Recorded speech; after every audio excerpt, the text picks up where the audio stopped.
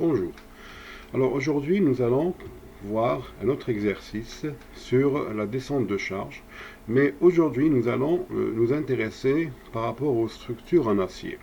Alors vous avez à côté ici un bâtiment en R plus 5, d'accord, à ossature en acier. Et on peut voir ici, par exemple, vous avez des poteaux de style H, comme on a l'habitude de mettre ça dans les structures étagées. Donc votre structure maintenant est une structure étagée. Souvent on utilise des types HEA pour ces structures, ou éventuellement du HEB, mais c'est très rare. Alors, donc notre bâtiment il est soumis à différentes charges et surcharges. Donc au niveau de la terrasse, vous avez une charge de 560 tonnes par mètre carré. Au niveau la surcharge d'exploitation au niveau de la terrasse inaccessible, donc toujours une terrasse inaccessible, d'accord, donc Q c'est 100 kg au mètre carré, 0,1 tonne. Au niveau des étages courants, vous avez 0,510 kg, plutôt tonnes par mètre carré, et une surcharge d'exploitation de 500 kg ou 0,5 tonnes par mètre carré. Alors c'est un espace commercial. Ce bâtiment est dédié donc à tous les niveaux à un espace commercial. Alors, en premier, donc ce qu'on doit faire, établir la descente de charge pour le poteau le plus sollicité, puis en basant le raisonnement uniquement sur le poteau le plus sollicité. Donc nous allons choisir le poteau le plus sollicité et dimensionner l'ensemble des autres poteaux en fonction de ce poteau. Donc nous n'allons pas faire de distinction entre poteaux de rive, d'angle, etc. On va chercher qui est le plus chargé. D'accord? Et on va dimensionner l'ensemble des poteaux par rapport à ce poteau le plus sollicité. Parfait. Alors on donne aussi, étant donné que c'est une structure en acier, on donne deux paramètres qui sont introduits ici. Le paramètre ici de flambement et gamma M0, c'est le facteur des caractéristiques, plutôt le facteur de minoration matérielle pour la contrainte élastique FE de l'acier, comme donné par la formule. Donc, pour déterminer quel est le poteau le plus sollicité, nous allons déterminer les surfaces d'influence. Alors, on voit bien ici, regardez, que, bon, si on analyse, donc j'ai 5 mètres, 4, 4, et 4, 4, 4 partout. Donc, ça va, le poteau le plus sollicité va se situer quelque part ici. Vous vous rappelez, on divise par 2, on divise par 2. D'accord? Donc, on a une bande de 5 mètres, 5 par 4. Donc, le poteau le plus sollicité, c'est celui-là. D'accord? C'est le poteau. Donc, le poteau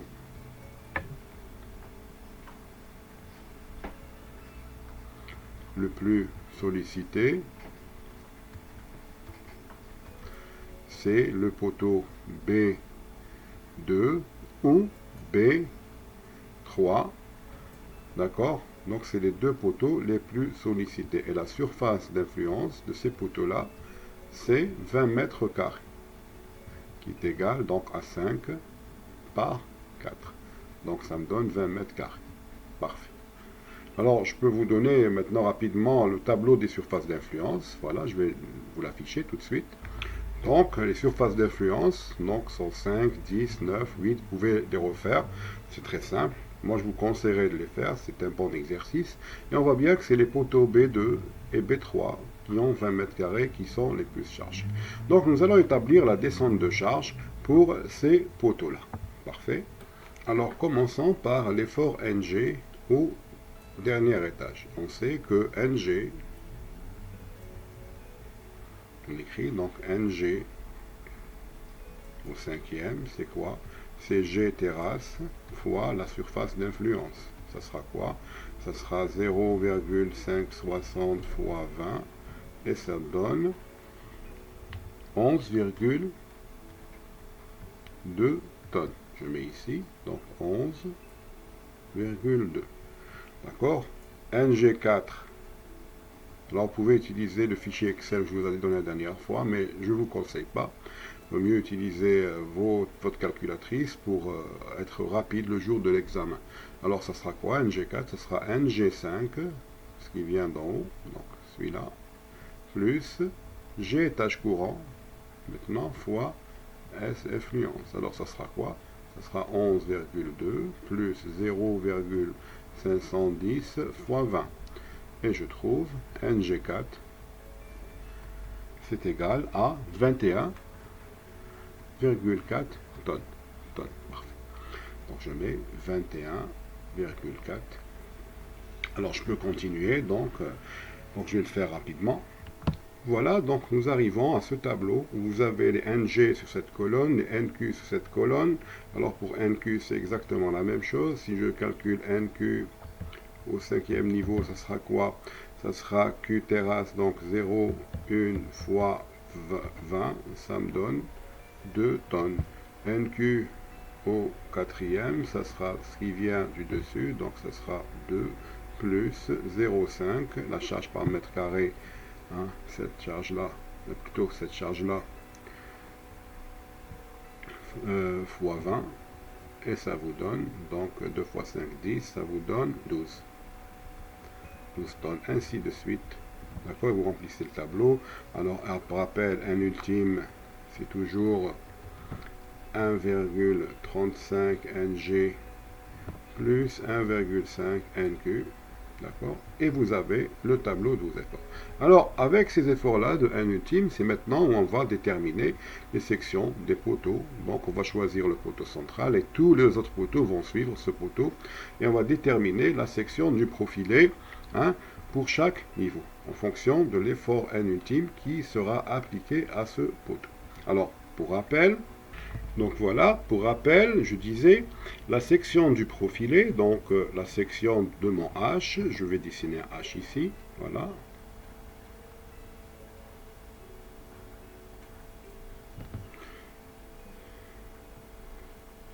Donc cette section, la section de mon H, l'aire du profilé, doit être supérieure ou égale, bien sûr exprimée en millimètres carrés, à N ultime divisé par Xi fois M0 fois FE.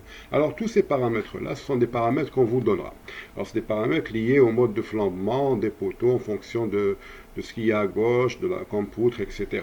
Alors pour le moment, on vous les donnera. Inch'Allah, en 4e année, vous allez apprendre à déterminer ces coefficients tout seul. Alors surtout le coefficient Xi. D'accord? On vous donne est égal à 0,715. Gamma M0, 1,10. La limite élastique de l'acier, on va prendre un acier de 235 mégapascales. Et donc, qu'est-ce qu'il faudra faire? Donc, il faudra prendre le NU. Alors, NU ici est exprimé en newton. Attention, NU est exprimé en newton, vu que FE est exprimé en newton par millimètre carré. D'accord? Que ce soit MPa, donc les MPa, 1 mégapascal, c'est 1 newton par millimètre carré. Très bien. Alors, donc si c'est des newtons par millimètre carré, c'est des newtons, donc la section sera donnée en millimètres carrés. Ben, nous allons tout simplement prendre le poteau à la base ici, et nous allons faire le calcul. Alors je vais dire la section du profilé à la base, donc au rez-de-chaussée, doit être supérieure ou égale à quoi? À 161,97. J'ai dit, il est en tonnes ici. Il faudra le convertir en newton. Donc 10 puissance quoi? 10 puissance 3 kg, 10 puissance 4 newton, que je divise par quoi? Par Xi. Donc Xi sur gamma M0, alors j'ai déjà fait le calcul, Xi fois sur gamma M0, ça nous donne à peu près 0,65.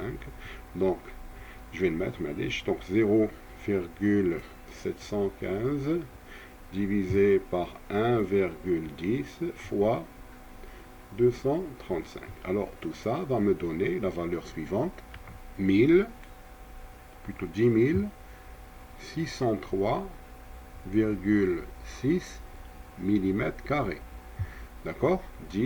Alors c'est quoi en centimètres carrés? Ça sera, donc c'est 10 moins 2, c'est 106,04 à peu près centimètres carrés. Donc nous devons mettre un profilé qui aura au moins une section de 106,04 cm² ou 10 603 mm². C'est kiff kiff. Hein. D'accord? Alors, pour choisir le profilé, on doit avoir le tableau, le fameux tableau des profilés. C'est ce qu'on va voir tout de suite. Des profilés. Donc c'est des documents fournis par les fabricants de profilés. Et à la page suivante, je vais vous montrer ce tableau. Voilà, donc nous avons notre tableau des profilés. Alors, généralement, c'est des tableaux qui se présentent tous de la même manière. Vous avez deux types de H. Alors ici, vous avez un HEA de 100, 120, 140. Vous voyez, il n'y a pas de 150. On passe à 160. Ensuite, HEA 180, HEA 200, etc. Alors moi, regardez, j'ai le poids par mètre linéaire de la poutrelle. J'ai la hauteur de la poutrelle, donc H. J'ai sa largeur, le B, d'accord. J'ai aussi des épaisseurs de lame et des semelles, donc je peux facilement le dessiner. Hein. Et j'ai même le rayon de congé, d'accord. Vous voyez le petit rayon de congé ici, le R. Il est ici. Mais aussi, ce qui est plus important, c'est la surface et l'air du profil. Alors ici, pour le rez-de-chaussée, vous vous rappelez, à la base, je dois avoir un 106 ou bien 10 603 mm². Alors je vais venir ici et je vais voir quel est le profilé qui aura une section supérieure à 106. Alors ici c'est 86,97,3. Ici j'ai 112,5. Donc je vais choisir à la base un profilé qui aura cette section. Je marche le long de la ligne, je trouve c'est un HEA de 300. Donc au rez-de-chaussée, je vais mettre des HEA de 300. Alors, la même chose maintenant, nous allons ramener l'effort au premier, donc N ultime au premier étage. Ça sera égal à quoi? 133,2 tonnes. Je fais la même opération, donc A du profilé à l'étage 1, ça doit être supérieur ou égal à quoi? À 133,2, 10 puissance 4 pour le rendre en newton, divisé par 0,715 sur 1,10 multiplié par 235, je trouve une section de 8720,13 mm² qui me donne donc 87,2 d'accord centimètres carrés. Je vais aller au tableau, rechercher quel est le profilé qui me donnera une section supérieure à 87. D'accord. Alors ici j'ai 112, j'ai 97, ici j'ai 86. Donc je vais choisir un HEA de 280. Donc HEA 280. Donc au premier étage, donc à étage 1, je vais mettre, au lieu de mettre un HEA 300, je vais mettre un HEA de 280. Vous voyez, même pour la charpente métallique, on diminue la section des poteaux de bas en haut. Donc on fait cette fameuse dégression. Elle existera toujours. Alors, vous pouvez faire les calculs jusqu'au dernier niveau et vous allez aboutir au tableau suivant. Voilà, donc comme vous pouvez le constater, nous avons notre HEA 300, ensuite un HEA 200, section de 68 toujours vers le tableau, je trouve que c'est un HEA de 240, 200, ensuite 140 et ensuite 100. Donc c'est des sections de calcul théoriques. Très bien, donc je pourrais m'arrêter ici. Voilà, donc 300, 280, 240, 200, 140 et 100. Mais il y a un petit souci, il y a un petit problème. C'est quoi? Regardez. Alors ici, nous avons un HEA de 100. Un HEA de 100, c'est quoi? Donc il a une hauteur de 96 mm, je crois, je vérifie. Voilà, 96 effectivement, 96 mm, alors c'est ici. Pour une largeur de 100 mm. C'est un poteau. Donc c'est un poteau, je vais le dessiner ici, voilà.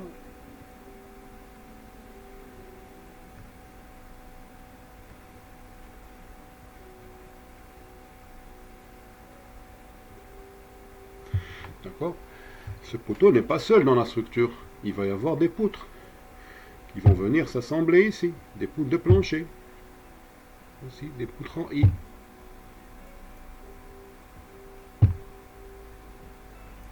D'accord? L'autre côté aussi, je vais avoir des poutres qui vont venir s'imbriquer ici, s'assembler, à ce niveau-là. Alors je pose la question, est-ce que la poutre que je vais mettre sur mon plancher va pouvoir s'assembler sur un HEA 200 qui n'a que 100 mm de largeur, donc 10 cm? D'accord? Donc il faut, pour répondre à cette question, il faudrait voir, est-ce que cette poutre-là, quelle est, je dirais, sa largeur? Je dois prédimensionner ma poutre. Comment prédimensionner une poutre? Donc c'est une poutre à un plane.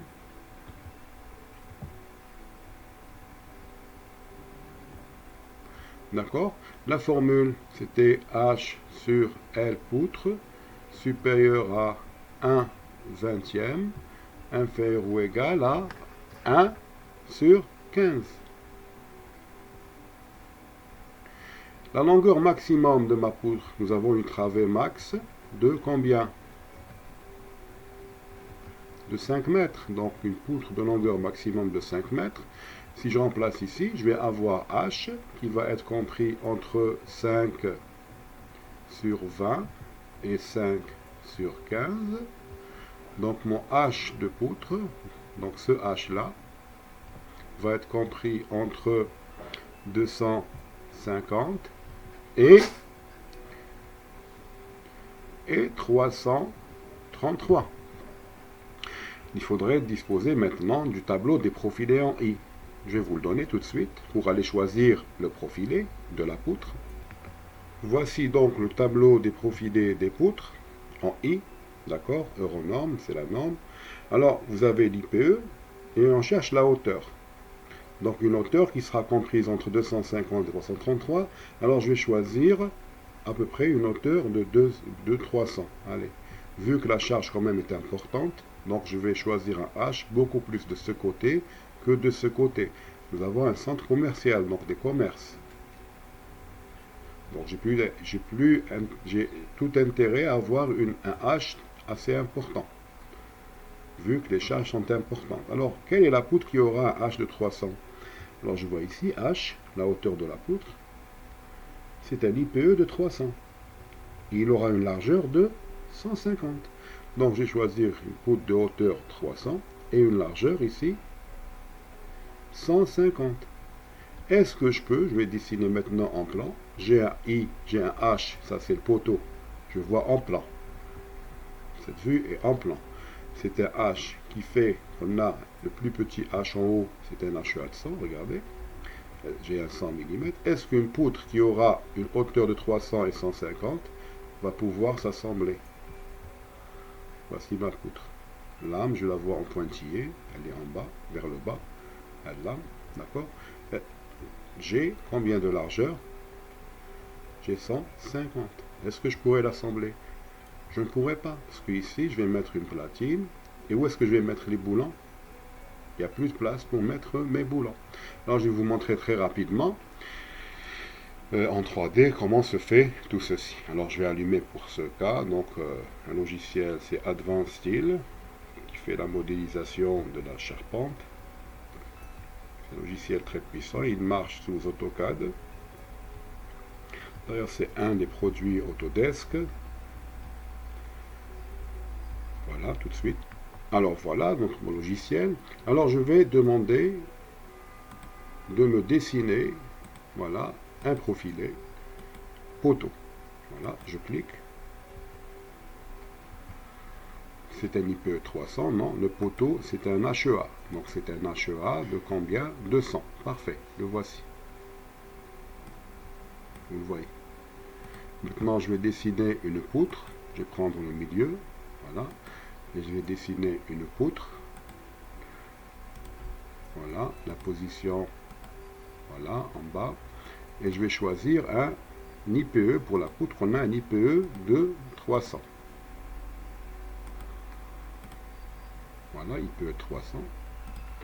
Est-ce que vous voyez maintenant que pour assembler ces deux éléments, ça va être très délicat. la poutre est plus large que le profilé. Alors, au minimum, je dois avoir un profilé qui aurait la même largeur que ma poutre. D'accord? Alors, je vais revenir au tableau des haches. Je coule le profilé qui aura une largeur au moins égale à 150. J'ai des H et je fous le B. Quel est le B qui aura un 150? Alors ça sera le HEA 160 qui aura 160. Donc un peu, voilà monsieur Darmous qui me fait message. Voilà, donc je vais choisir un HEA de 160. Je reviens à mon logiciel. Je vais choisir un HEA 160. Regardez, je change. HEA 160. Voilà. Et subitement, voilà, regardez, je vais arranger les choses pour que ça soit clair. Donc je peux assembler, regardez, je peux assembler ma poutre avec mon profil. Pardon. Donc, avant de choisir le profilé, il faudrait d'abord voir quelle est la poutre, voilà, qui va venir s'assembler, d'accord, sur mon profilé pour choisir constructivement. Alors je dis bien ça, je dis constructivement, je peux choisir un profilé qui pourra reprendre la poutre. Donc au minimum, donc je choisis au minimum, vu que j'ai des poutres qui font 150 mm de large, pour qu'elles puissent s'assembler sur le H, je choisis un minimum, au minimum un HEA de 160. Et je dis que j'ai choisi constructivement. Ce n'est pas par les calculs. C'est pour que je puisse constructivement, je puisse construire et assembler ma charpente. D'accord? Attention, les assemblages dans les charpentes, c'est les éléments les plus dangereux. On dit souvent qu'une charpente surdimensionnée, c'est-à-dire dont les pièces sont plus importantes et mal assemblée, est une charpente qui va résister moins qu'une charpente où les éléments seront moins dimensionnés, donc plus petits, mais bien assemblés. Donc les assemblages de la charpente sont hyper importants.